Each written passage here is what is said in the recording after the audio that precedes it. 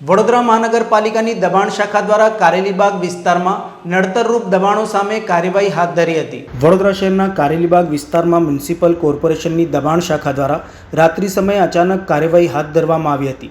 Lal Bahadur Shastri school સંગમ 4 રસ્તા નજીક footpath પર સ્થાયી કરેલા લારી ગલ્લા અને ખાણીપીણીના ટેમ્પોને હટાવીને જપ્ત કરવામાં આવ્યા હતા। આ અચાનક થયેલી કાર્યવાહીથી લારી ગલ્લા ધારકો હેરાન પરેશાન થયા હતા અને વિરોધ કરતા નજરે પડ્યા હતા। રાત્રિના સમયે કાર્યવાહી થતાં વેપારીઓમાં હડકંપ મચી ગયો હતો અને ભાગદોડની સ્થિતિ સર્જાઈ હતી। દબાણ હટાવવાની કામગીરી દરમિયાન 2 ટ્રક જેટલો સામાન પાલિકા દ્વારા જપ્ત કરવામાં આવ્યો હતો। દબાણ હટાવવાની કામગીરી અંગે માહિતી આપતા વોર્ડ શાખા અધિકારી ચિરાગ શાહે જણાવ્યું હતું કે જાહેર માર્ગો ઉપર અને ફૂટપાથ પરના દબાણોને દૂર કરવા માટે આ કાર્યવાહી અનિવાર્ય બની હતી। જો કે શહેરમાં લારી ગલ્લાઓના વ્યવસાય સાથે અનેક પરિવારોની રોજીરોટી પણ જોડાયેલી છે। તેવા સંજોગોમાં હોકિંગ ઝોન ફાળવીને નિયમિત વ્યવસ્થા ઊભી કરવાની પણ જરૂર છે। શહેર માટે સ્ટ્રીટ વેન્ડર પોલિસી તૈયાર કરાઈ છે, પરંતુ અત્યાર સુધી પાલિકા સભામાં તે મંજૂર થઈ શકી નથી।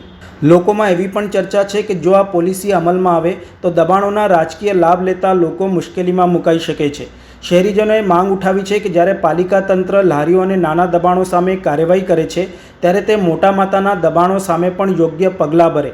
નાની મોટી તમામ જાતના દબાણો સામે યોગ્ય અને સમતુલ્ય કાર્યવાહી જરૂરી છે, જેથી ન્યાયસંગત વ્યવસ્થાઓ ઊભી રહી શકે।